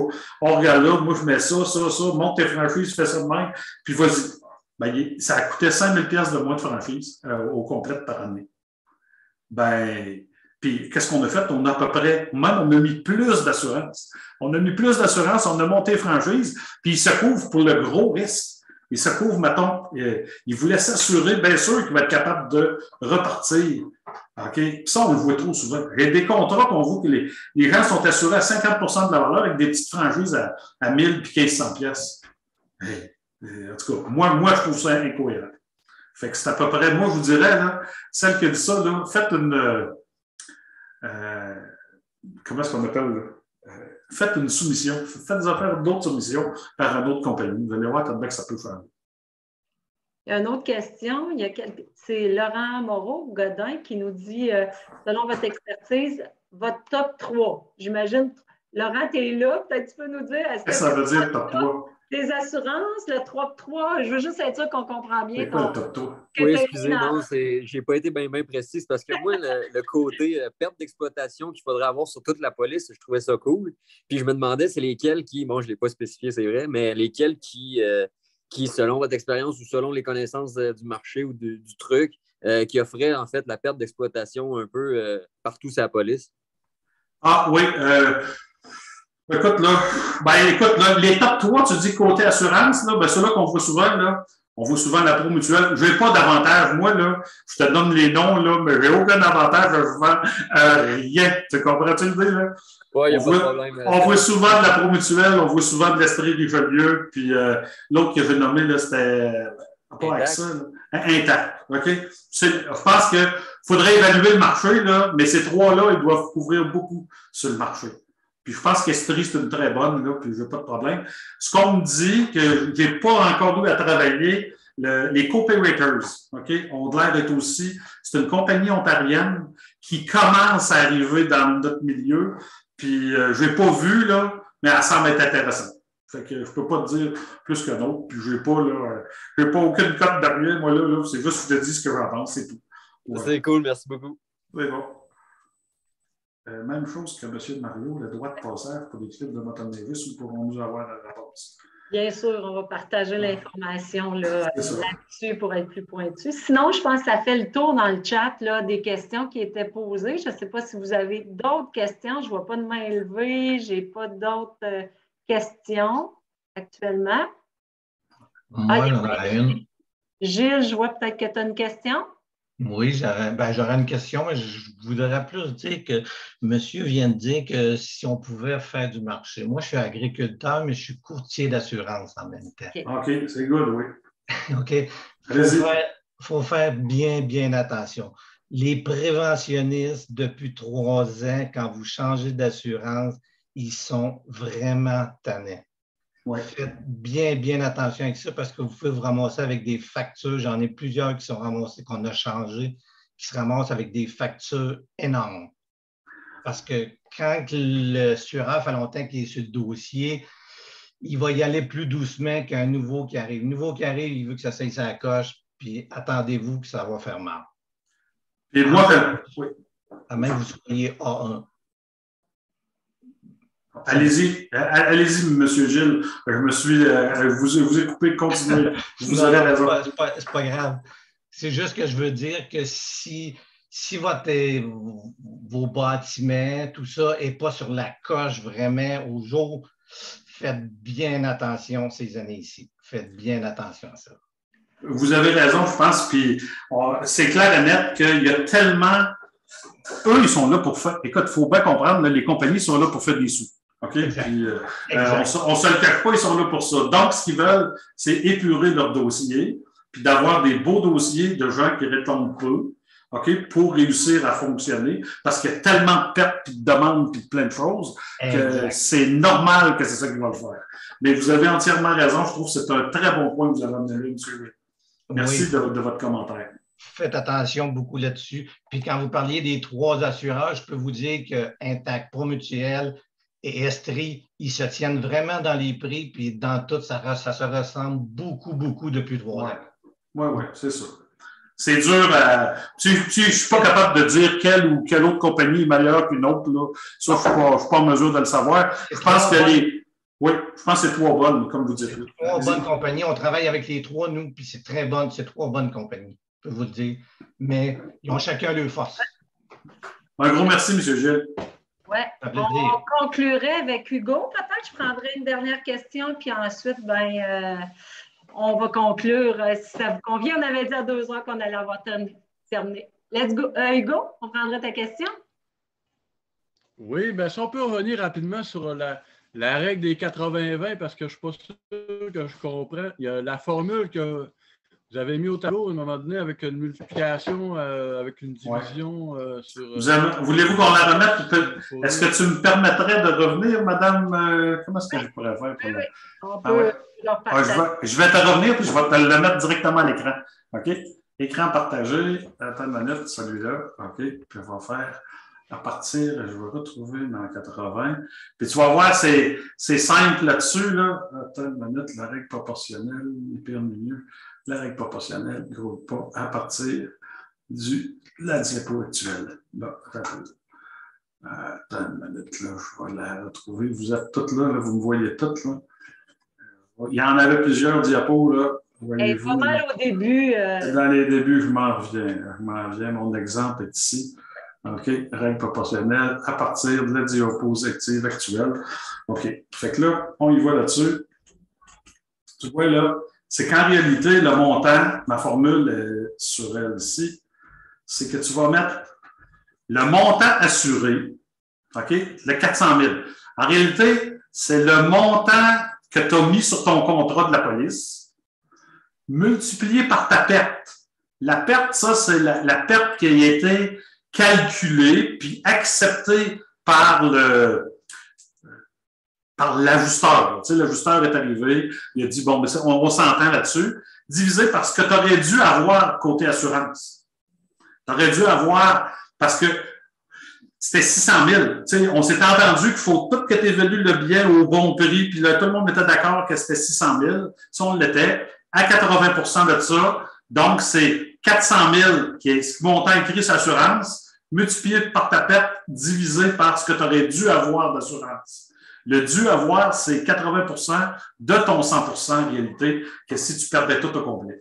Et là, ça, c'est le montant que tu vas obtenir pour, en réalité, que tu vas avoir, tu sais, à payer au complet en fait.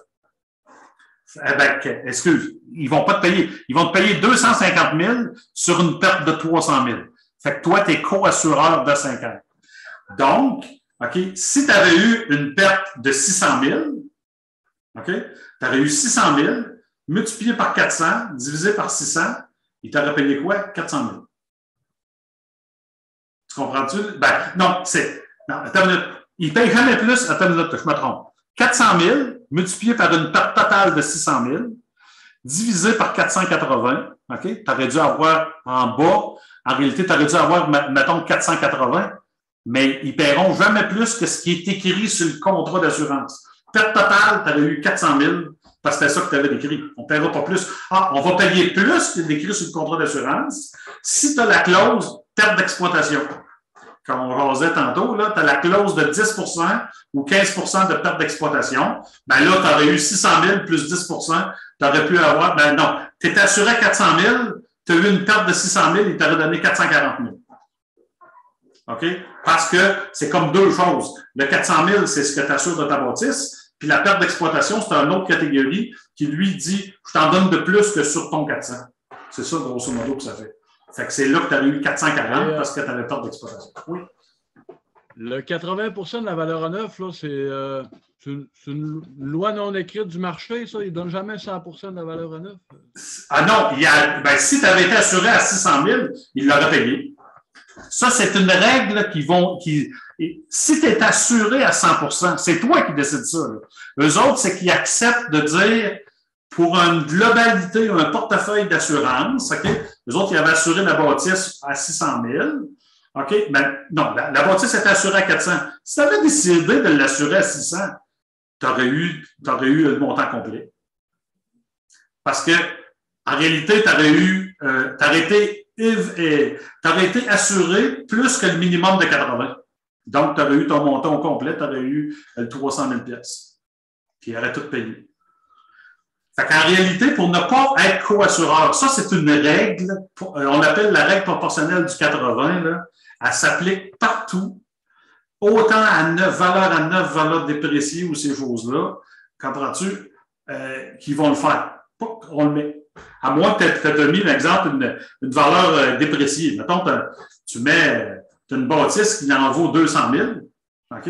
La bâtisse en vaut 200 000. Mettons, tu refais une valeur à neuf, tu l'assures pour 30 000 OK? Ça va. En réalité, tu auras un problème énorme si. Là, il faudrait que je fasse mon calcul. Mettons, on a une perte de 30 000 OK? Sur un bâtiment qui aurait dû n'avoir, qui valait, mettons, 200 000. 200 000 à 180, ça veut dire que tu aurais eu comme 160 000 que tu aurais dû l'assurer pour couvrir ton 80. Ça veut dire que tu aurais eu 30 000. Si tu as une perte partielle, mettons, tu as une perte partielle sur la bâtisse de 10 000 OK? Si tu as une perte qui dépasse le 30 000, tu vas avoir ton 30 000.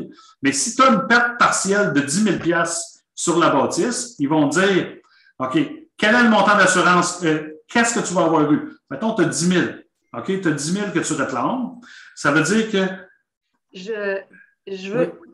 Marc, je ne sais pas, là, mais j'ai l'impression peut-être qu'on pourrait, Hugo, prendre du temps avec Hugo et Marc pour juste bien comprendre, puis juste vous parler parce que là, je ne veux juste pas étirer la sauce pour tout le monde. On avait dit vers 2 heures. Si vous voulez rester toutes les deux pour reprendre un petit peu de temps, pour reprendre ça, pour être sûr que ça soit clair. Je veux juste m'assurer qu'on respecte l'horaire aussi. C'est bon. On pourrait faire ça.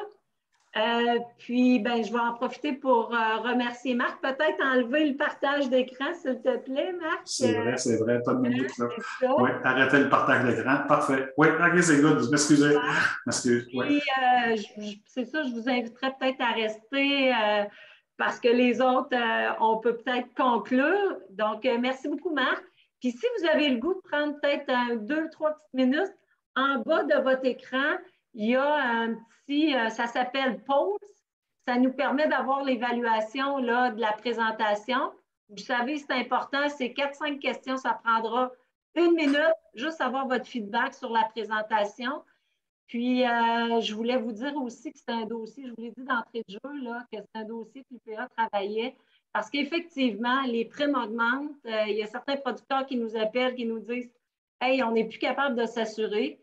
Dernier message, je veux vous dire aussi, c'est que si vous avez des problèmes avec les assurances, n'hésitez pas à nous appeler parce qu'effectivement, il y a des avocats à Longueuil qui sont là, qui peuvent vous soutenir comme producteur agricole pour travailler sur votre dossier. Donc, n'hésitez pas à nous appeler, puis on peut peut-être regarder ce qui est possible de faire. Donc, merci à tout le monde d'avoir été présent, d'avoir pris du temps. Je sais que c'est un dossier qui préoccupe. Et puis, je vous souhaite un bon congé de Pâques tout le monde. Puis, merci encore de votre présence. Un gros merci d'avoir été là, tout le monde. Merci. Monsieur Hugo, je reste là. Les gens peuvent partir, puis on va continuer dans la cause. Oui. Merci tout le monde. Bye-bye. OK. Bonne journée, tout le monde. Bon. Mais moi, ce qui m'intéresse à savoir aussi, c'est pourquoi c'est la règle du 80 %. Il sort d'où ce chiffre-là, du 80 %? Le 80 en réalité, là, ça fait partie. Écoute, je suis embêté de te dire pourquoi c'est 80. J'ai pas, mais ça fait partie, c'est la règle proportionnelle. OK? Et la règle proportionnelle, c'est de même qu'elle est instaurée. Puis bien souvent, quand tu regardes ton contrat, là, tu dois le voir à 80 %. Tu le vois-tu? Je ne sais pas si tu as des items, là, tu vas voir 80 %. Eux autres, c'est parce que, comment tu pourrais dire ça? Il faut qu'à quelque part, comment